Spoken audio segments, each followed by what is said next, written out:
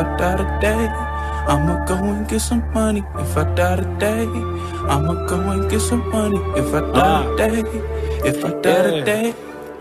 Cold flows for a cold mind, see a new world, but I'm so blind. Kick rocks when your time's up, better start digging like a coal mine. Cold heart, seen cold times, it's a bold move, but the sunshine raise up when you... Good morning, Cardano Army.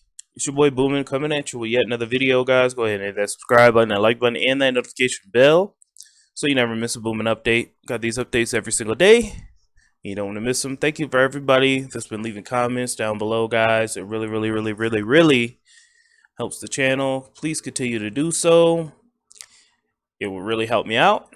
And we've got the IOHK yet again. The magic of blockchain technology is that it forces you, if you design it the right way, to pay attention to values. IOHK CEO Charles Hoskinson says, let's go ahead and play the blurb and we'll react to it. Technology is that it forces you, if you design it the right way, to pay attention to values, much like constitutions force nation states. You don't write things down like freedom of religion and freedom of speech and these types of things, due process, because you're trying to remind people in the future. You write it down because you know for a fact that somebody in the future is going to try to violate it.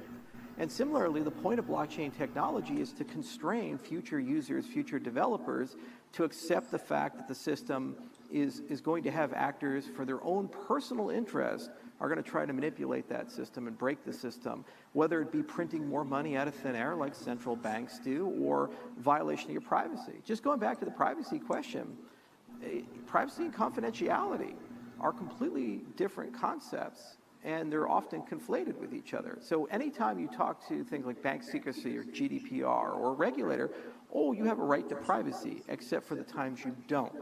When you talk to the Monero people or the Zcash people, these things, they say you have an absolute right to privacy. Totally different concepts. One is totally acceptable under the law, and we all can live with. The other one is not, and is at arms with the commercialization of technology. And lo and behold, you see the people embracing confidentiality are getting a lot of traction, a lot of VC money. The people investing in privacy, true privacy, their market caps are quite small, their traction is quite small, their liquidity is drying up in that respect.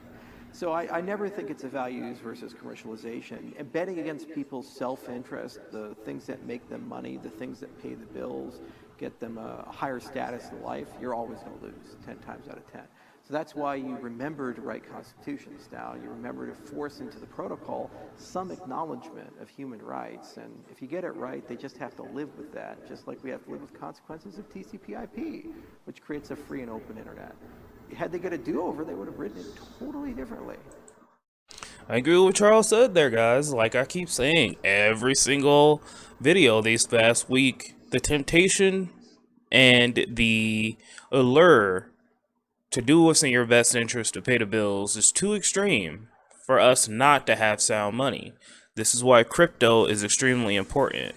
Okay, a government will tell you, oh yes, we have your best interest at heart. You know, institution will say, oh, we have your best interest at heart. But in reality, they have their best interest at heart. We as humans have our own best interest at heart. And if given the opportunity to print more, if given the opportunity to take away rights in exchange for freedom, take away freedoms in exchange for security, the human condition is wired to do so. Which is why we need crypto. Which is why Cardano is so important. All right, people just see, oh, Cardano token price, but they don't see the hard money. They don't see the immutability. They don't see that Charles can't wake up one day and just change the code out of nowhere and print more Cardano. That's not how it works. You can't print more Bitcoin. There's only going to be 21 million Bitcoin, no matter if this government needs this spending project or this government needs to get out of this whatever crisis. You can't print more Bitcoin. You can't print more Cardano. You can't print more Vechain. Inflation and fiat monies always go to zero. Fiat always goes to zero. Fiat is the real shit coin. But people just care about the price. I'm telling y'all, guys, like, this stuff is This stuff is gonna change people's lives, bro. Like this crypto stuff is insane, and only about 5% of the population owns crypto. So we're still so early, guys. Like, let's keep chopping wood. Let's move on. Thank you to OneCom, ticker symbol 1COMM.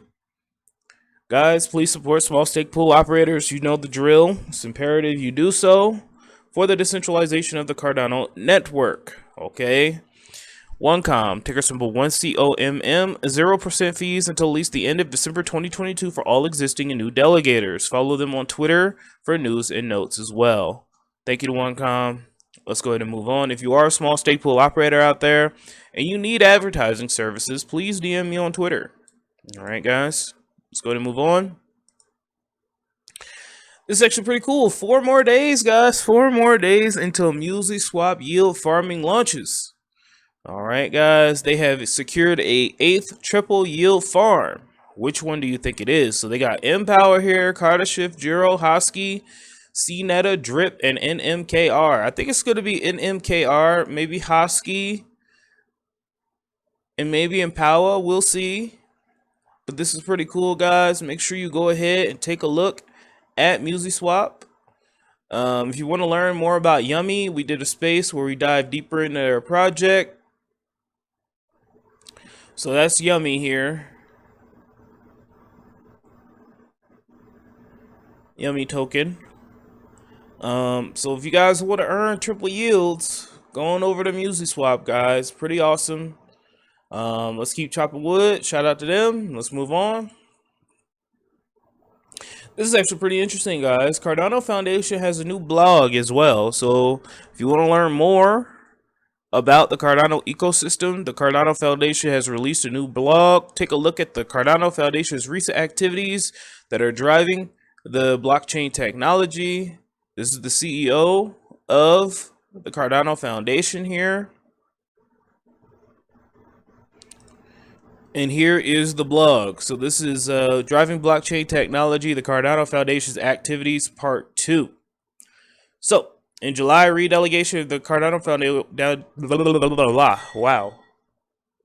Let's try that again. In July, a redelegation of the Cardano Foundation's wallets finished with a pool of 201 applications, which included projects centered around builder tools, open source closed projects, pull requests, Cardano improvement proposals, and educational content, all of which help improve the Cardano blockchain's ecosystem. Of these, 142 stake pools received honorable mentions and 45 were delegated to the following, a random draw. The application for the next round of delegation also ran from early September to early October, and the results will be shared soon. All right, so that's pretty cool.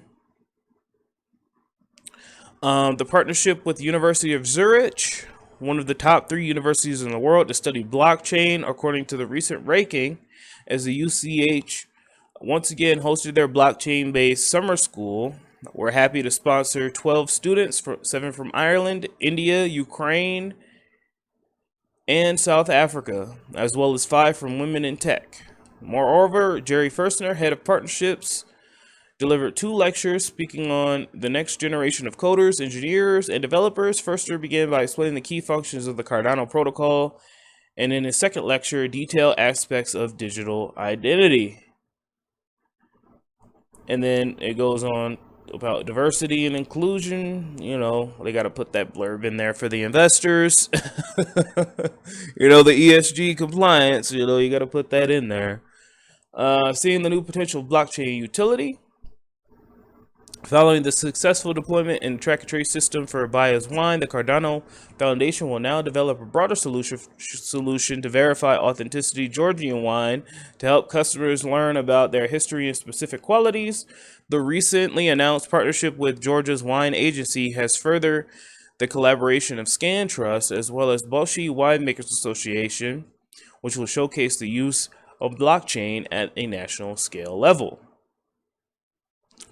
So there's a lot of stuff going on here in long articles. So if you guys want to take a look more at this, go ahead and do so. I have retweeted it on my Twitter. And I like that they have a blog now. So, matter of fact, let me go ahead and bookmark this page so that I can be kept abreast on all of the Cardano Foundation's musings. So that is done. All right, guys. I love y'all so much. Don't let your means be dreams. I will talk to you guys soon with the Cardano and Vechain updates. Keep chopping wood. I love you guys. Leave by 4-5 comments down below if you do not mind. Let's get it. Thank you for tuning in and watching daily Vechain and Cardano videos on Satoshi Boomin channel. I want to say a wonderful shout out to our wonderful Patreons here: Maryland for Crypto, Anthony Andrews, Faruz Den, Kyle Bocci, CryptoSVT.si, Angeltopia, DNC Vale, Leon Jackson II, Kragan, All Flare LLC, Lucky Sunshine Token, and Catherine Braun. Guys, let's keep chopping wood. Don't let your means be dreams, and thank you so much for your wonderful Patreon support.